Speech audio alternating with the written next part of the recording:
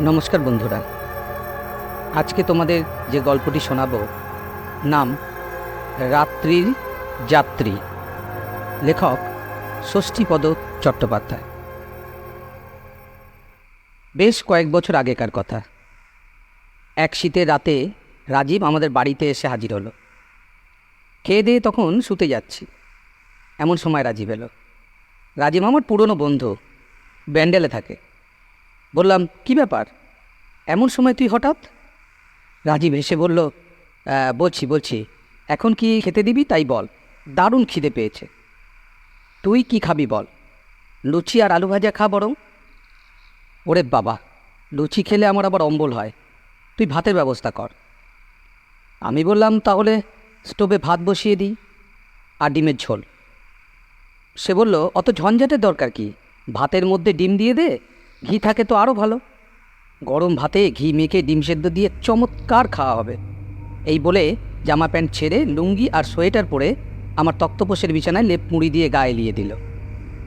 তারপর বলল, তুই তো দেশ দেশান্তরে ঘুরিস, পাটনায় গেছিস কখনো? আমি বললাম, না। কেন বলতো?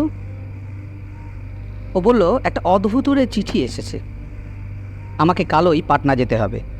তুই যাবি ভাই আমার সঙ্গে? আমি তো কখনো বাইরে একা বেরোইনি। ছেলেবেলায় মা বাবার সঙ্গে একবার দেওঘর গিয়েছিলাম। আমি বললাম, যেতে আপত্তি নেই, কিন্তু আজকাল যা ট্রেনের অবস্থা, তাতে বিনা রিজার্ভেশনে ট্রেনে ওঠাই তো মুশকিল রে। ও বলল, সে ভাবনা তোকে ভাবতে হবে না, আমার ছোট জামাইবাবু রেলের বুকিং ক্লার্ক, পাঞ্জাব মেলে দুটো বার্থের কথা তাকে বলে রেখেছে। এখন তুই যদি যাস তো ভালো হয়, না হলে আমাকে একাই যেতে হবে। আমি বললাম, কেন, কি ব্যাপার, হঠাৎ পাটনা যাবি কেন? কি এমন চিঠি এলো তোর? এই দেখ, বলে উঠে গিয়ে হ্যাঙ্গারের ঝোলানো ওর জামার পকেট থেকে একটা চিঠি এনে আমাকে দেখালো। অন ইন্ডিয়া গভর্নমেন্ট সার্ভিস, ছাপ দেওয়া এই খাম। আমি সেটা হাতে নিয়ে তার ভেতর থেকে চিঠিটা বের করে পড়লাম। তারপর বেশ খুশির সঙ্গেই বললাম, এ তো রেডিও অফিস থেকে এসেছে। তুই রেডিওতে ভজন গাইবি বলে আবেদন করেছিলি, তাই ওরা ভয়েস টেস্টের জন্য তোকে ডেকেছে। কাল বাদে পরশু তোর টেস্ট। তার মানে কাল রাত্রে পাঞ্জাব মেলে যেতে পারলে পরশু ভোরে নামা। তারপর দুপুর দুটোয় পরীক্ষা দিয়ে সন্ধ্যের সময় ট্রেনে চাপলে সকাল হলেই হাওড়া। মাত্র 2-3 দিনের মামলা। ও বলল, হ্যাঁ, মামলাটা 2-3 দিনের ঠিকই, কিন্তু ব্যাপারটা হচ্ছে এই যে আমি কলকাতা সেন্টার থাকতে পাটনায় ভয়েস টেস্ট দিতে যাব কেন? আর তার চেয়ে বড় কথা হলো, রেডিওয় গান গাইবার জন্য আমি কোনো সময়ে কোনো আবেদন আমি করিনি। তবে তো কথাই নেই, চিঠিটা ছিঁড়ে কুচিয়ে ফেলে দিয়ে 2 দিন বিশ্রাম নিয়ে গল্পের বই পড়, সিনেমা দেখ, এইসব কর। তাই করতাম রে, কিন্তু এইবার দেখ, এই চিঠিটা পড় বলে আরেকটা চিঠি আমার হাতে দিয়ে রাজীব আমার মুখের দিকে তাকিয়ে চুপচাপ বসে রইল। সেই চিঠিটা এই রকম: ভাই রাজীব, আমি অভিজিৎ তোকে এই চিঠি লিখছি। তোর হয়তো আমার কথা মনে নেই, কিন্তু আমি তোকে ভুলিনি এখনও। স্কুলের লাস্ট বেঞ্চে বসে তুই গুনগুন গান গাইতিস, আর আমি মুগ্ধ হয়ে শুনতাম। একদিন এই গান গাওয়া নিয়ে চঞ্চল বাবু স্যার তোকে কি মার মেরেছিল মনে আছে তোর? যাই হোক, আমি এখানে দরিয়াপুরে একটা পুরনো বাড়ি কিনেছি। এলাকাটা মুসলিম প্রধান, সেটা কোনো ব্যাপার নয়। তোর বকলমে আমি এখানকার রেডিও সেন্টারে একটা আবেদন পেশ করেছি। তুই আয়, আমার জানাশোনা লোক আছে, তোর হয়ে যাবে। এখানে 2-4টে কল পাওয়ার পর কলকাতা সেন্টারে তোর একটা ট্রান্সফারের ব্যবস্থা আমি করে দেব। শুনলুম এখনও বিয়ে করিসনি তুই? গর্ধব কোথাকার! যদি পারিস তো জহরটাকেও সঙ্গে আনিস, ওটাও তো তোর মতো টোটো করে চারিদিকে ঘুরে বেড়ায়। চিঠিটা পড়ে আমি যার পর নাই অবাক হয়ে গেলাম। বললাম, কি আশ্চর্য, এ তো আমারও নাম লিখেছে দেখছি। কিন্তু তুই আমি তো এক স্কুলে পড়তাম না, তবে এক কোচিং সেন্টারে পড়েছি। অভিজিৎ কে? ও নামে কাউকে তো কখনো চিনতাম বলে আমার মনে পড়ছে না। আমারও কিছু মনে পড়ছে না কে অভিজিৎ, অথচ চিঠিটা এমনভাবে লেখা যেন সে আমাদের দুজনেরই অত্যন্ত পরিচিত। কেউ আমাদের ব্ল্যাকমেল করছে না তো? ও বলল, তাতে লাভ? আমরা তো টাকার থলি নিয়ে সেখানে যাচ্ছি না, আমাদের ব্ল্যাকমেল করে কি করবে? আমি বলি, কি সারা শব্দ না করে চেপে যা ব্যাপারটা। ও বলল, দেখ ভাই, গান আমি অনেক দিন ছেড়ে দিয়েছি, কাজেই গাইতে পারবো না, তানপুরা তানপুরা আর কিছুই নেই। তবুও বিশ্বাস কর, এই আমন্ত্রণে আমার রক্তে দোলা লেগেছে। দেখি না একবার পরীক্ষাটা দিয়ে, যদি উতরে যাই। অবশ্য অভিজিতের ব্যাপারটা খুবই রহস্যময়, তবু ওর সঙ্গে দেখা করি, হয়তো কখনো না কখনো পরিচয় ছিল। কিন্তু আশ্চর্য এই যে, ও আমার ঠিকানা জানলো কি করে? ব্যান্ডেলে আমরা নতুন গেছি বাড়ি তৈরি করে, এ ঠিকানা তো ওর জানবার কথা নয়। আমি তবুও বলছি, ও আশা ছাড়, বরং কোথাও বেড়াতে যেতে চাস তো চল ঘুরে আসি 2-4 দিনের জন্য। ও বলল, তাহলে আমাকে একাই যেতে হচ্ছে। আমি বললাম, আহা, তুই ভুল বুঝছিস আমাকে, আমি কি সেই কথাই বলছি? শুধু তাই নয়, তুই ভেবে দেখ, রেডিও একটা সরকারি সংস্থা, অ্যাপ্লিকেশানে তোর নিজের সই নেই, অন্যে তোর হয়ে সই করেছে, অথচ তুই এই জাল আবেদনের ডাকে পরীক্ষা দিতে যাবি। এটা কি একটা 2 নম্বরই ব্যাপার নয়? ধরা পড়লে কিন্তু কেলেঙ্কারি হয়ে যাবে। হবে, তবু যাব, এবং দেখব অভিজিৎটা কে। ঠিক আছে, চল তবে। আমি মুখে ওকে বারণ করলেও কৌতূহল আমারও বড় কম ছিল না। সে রাতটা 2 বন্ধুতে গল্প গুজবে কাটিয়ে পরদিন সকালে রিজার্ভেশনের জন্য গেলাম। টিকিটের অবশ্য অসুবিধে হলো না, ওর ছোটো জামাইবাবুর সৌজন্যে 5 আপে 2টো বার্থ পেয়ে গেলাম। সঙ্গে টাকা কড়িও নিলাম বেশি করে। ঠিক হলো, পাটনার কাজ শেষ হলে রাজগীর কিংবা বেনারসে গিয়ে কাটিয়ে আসবো কয়েকটা দিন। এখন অঘ্রাণের শেষ, এই কনকনে শীতে বিহার ইউপির দর্শনীয় স্থানগুলি ঘুরে বেড়াতে মন্দ লাগবে না। সে কি দারুণ আনন্দ! পরদিন রাতের গাড়িতে পাটনা কোচে 3 টায়ারে শুয়ে হোটেলের কষা মাংস আর তন্দুরি রুটি খেতে খেতে মনে হলো যেন বদ্ধ খাঁচা থেকে মুক্ত হওয়া পাখির মতো ডানা মেলে উঠছি। প্রচণ্ড শীতের দাপটটাকে ঢাকতে সারা গায়ে কম্বল মুড়ি দিয়ে ট্রেনের দোলায় দুলতে দুলতে কখনো জেগে কখনো ঘুমিয়ে এক অপূর্ব নিশি যাপন করতে লাগলাম। শেষ রাতে ট্রেন পাটনা জংশনে এলো। আমরা কনকনে শীতের মধ্যে ট্রেন থেকে নেমে প্ল্যাটফর্মের ওভারব্রিজ পার হয়ে ওপারে গেলাম। তারপর গেটের টিকিট জমা দিয়ে 2য় শ্রেণীর ওয়েটিং রুমে গিয়ে দাঁড়ালাম। চারিদিকে লোকজন, কোথাও পা রাখার জায়গা নেই। এই দারুণ শীতে কাঁথা কম্বল মুড়ি দিয়ে মেঝেতেই শুয়ে আছে সব। আমরা অযথা এদিক সেদিক পায়চারি করতে লাগলাম। বসবার জায়গা না পেয়ে স্টেশনের বাইরে এসে স্টেশনের কাছে একটা চায়ের দোকানে চায়ের অর্ডার দিলাম। বাইরের তারা ঝলমলে শেষ রাতের আকাশ, আলোকমালায় সজ্জিত পাটনা শহর। সত্যি বলতে কি, সেই প্রচণ্ড শীতে কাঁপতে কাঁপতে এই নতুন পরিবেশে এইরকম একটি মুহূর্তে গাঢ় দুধের তৈরি গরম চা ভাড়ে করে খেতে যে কী আরাম পেয়েছিলাম তা বলে বোঝাতে পারবো না। আমরা যখন চা খাচ্ছি তখন হর্ন বাজিয়ে একটা সাইকেল রিক্সা এসে আমাদের সামনে দাঁড়ালো। আইয়ে বাবু, রাজেন্দ্রনগর। আমরা বললাম, রাজেন্দ্রনগর নয়, দরিয়াপুর। চলিয়ে। চা খাওয়া শেষ করে দাম মিটিয়ে বললাম, যাব, কিন্তু এত অন্ধকারে নয়, ভোরবেলা যাব। এখন গেলে কি হবে?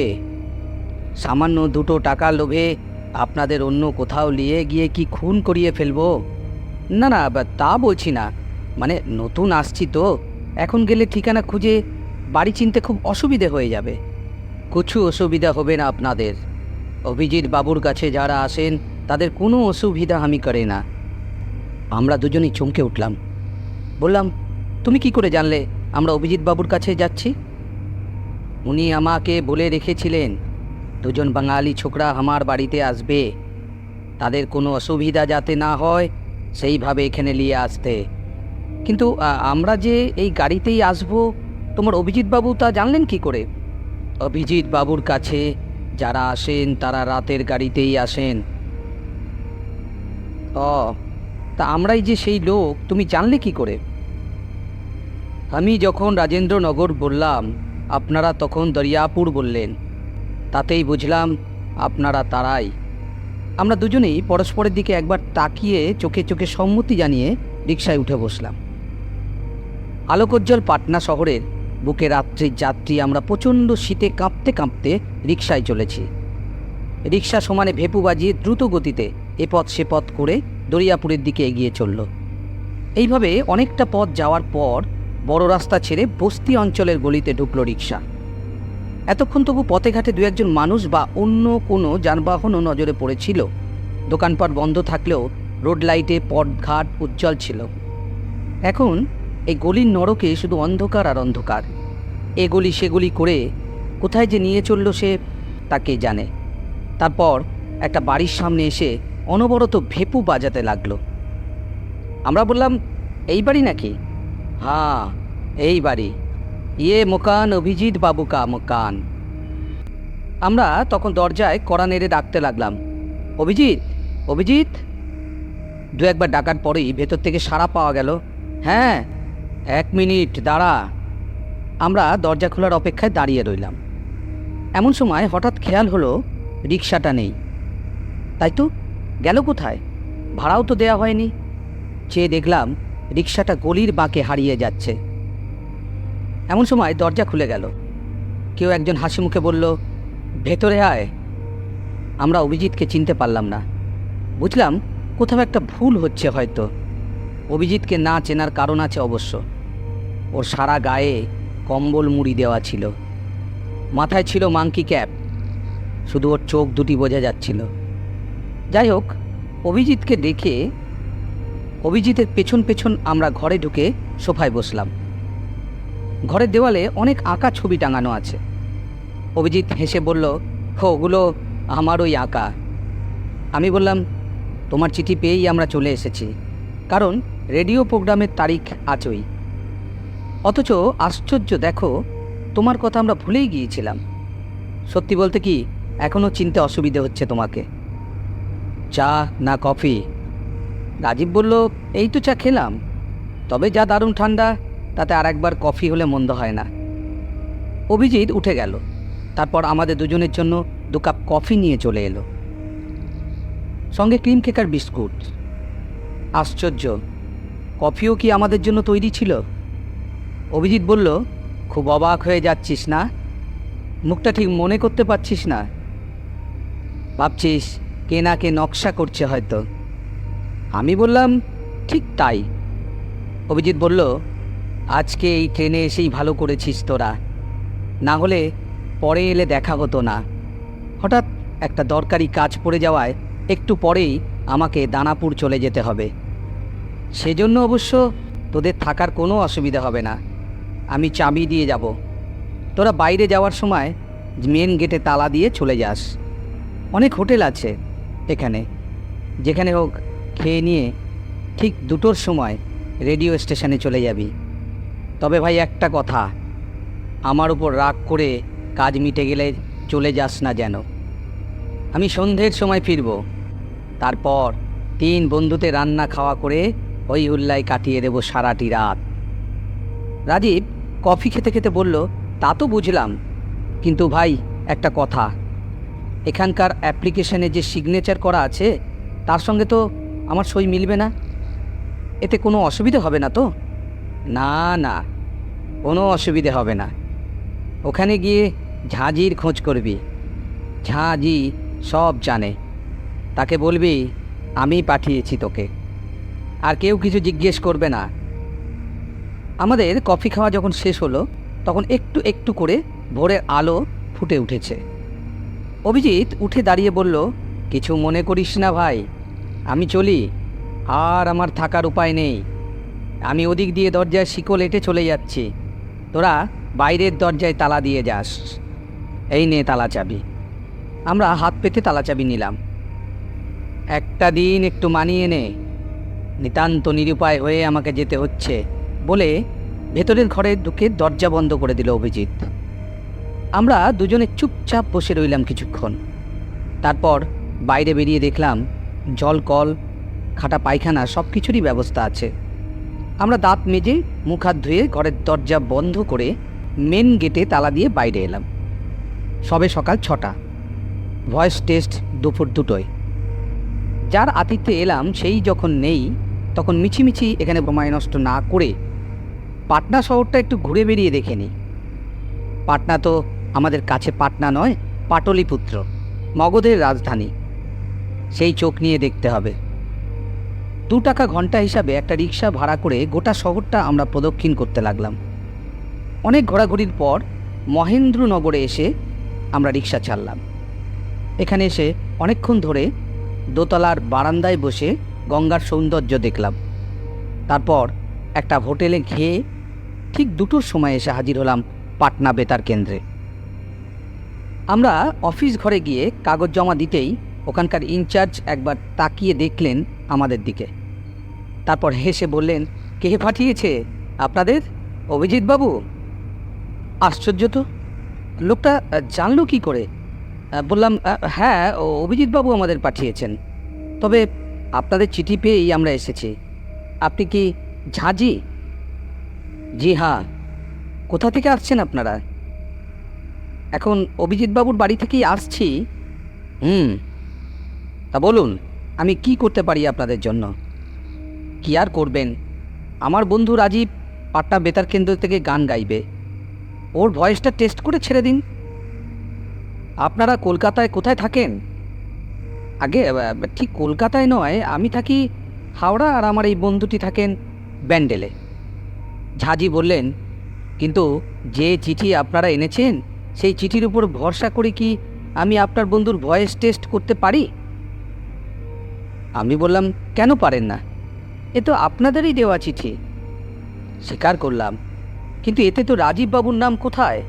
এ তো অন্য নাম দেখছি। তার মানে? আমরা দুজনেই চিঠিটার উপর ঝুঁকে পড়ে দেখলাম তাতে পরিষ্কার লেখা আমার নাম। বললাম, কি ব্যাপার, আমার নাম কেন? আমি তো গানই গাইতে পারি না। তাছাড়া আমি কোনো আবেদনও করিনি। আবেদন তো উনিও করেননি, ওর হয়ে অভিজিৎবাবু করেছিলেন। সে যেই করুক, এই চিঠি যখন হাতে পেয়েছিলাম আমরা, তখন কিন্তু রাজীবের নামই লেখা ছিল এতে। তাহলে কি বলতে চান আমি কোনো কারসাজি করেছি এতে? না না, সে কি কথা, বলে বললাম, আচ্ছা খামটা একবার দেখি। ঝাঁঝি আমাদের খাম দিলে তাতেও আমার নাম এবং বাড়ির ঠিকানা দেখে অবাক হয়ে গেলাম।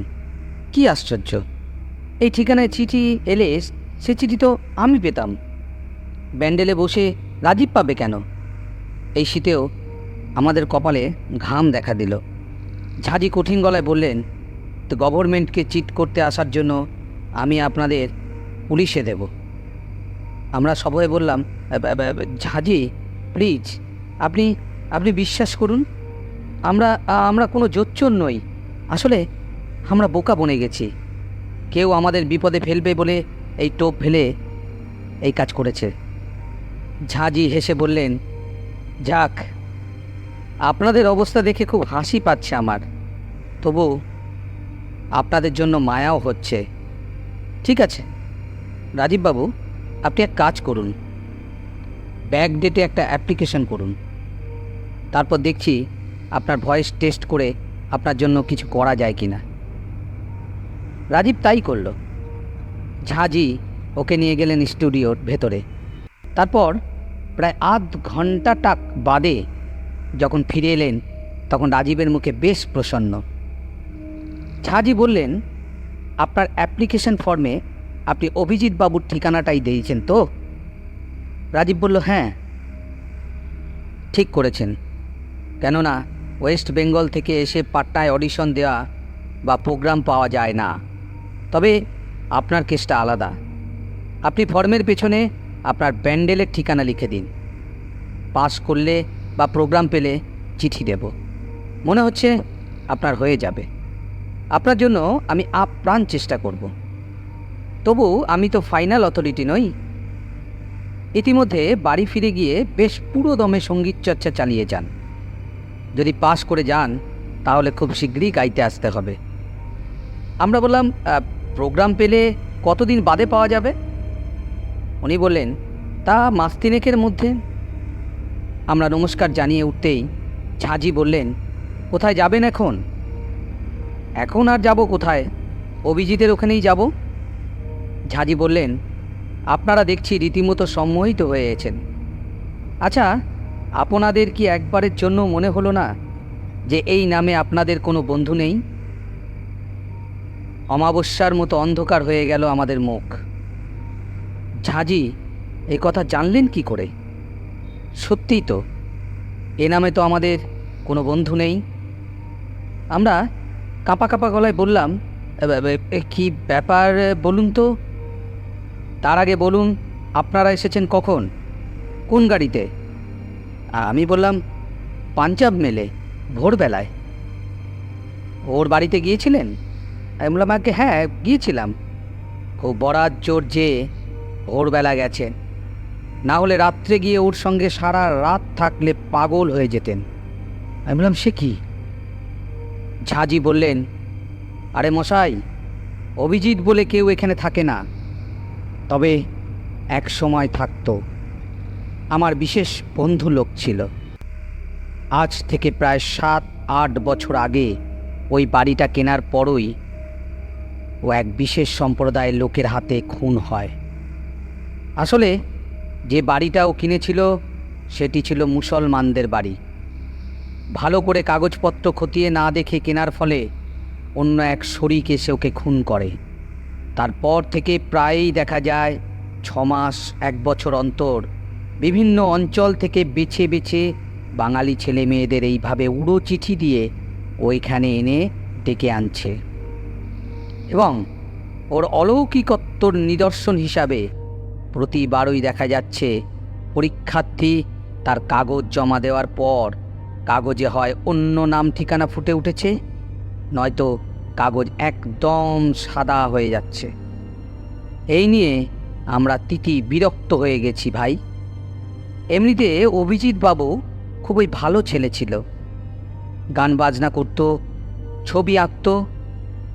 তা যাক, আপনারা যেন ভুলেও ও বাড়িতে রাত কাটাতে যাবেন না। সোজা স্টেশনে গিয়ে ঘরের ছেলে ঘরে ফিরে যান।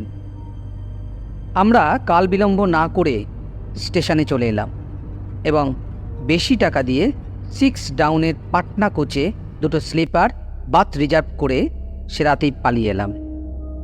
ঝাঁঝি অবশ্য কথা রেখেছিলেন। কিছুদিন পরেই ভদ্রতা করে সরকারিভাবে চিঠি দিয়ে রাজীবকে পাটনা বেতার কেন্দ্রের ভয়েস টেস্টে উত্তীর্ণ হতে না পারার কথাটা জানিয়ে দিয়েছিলেন। আজ আমার গল্পের এখানেই সমাপ্তি। গল্পটি যদি ভালো লেগে থাকে অবশ্যই লাইক এবং শেয়ার করবে। এই রকম আরও গল্প পেতে আমার চ্যানেলটিকে অবশ্যই সাবস্ক্রাইব করবে।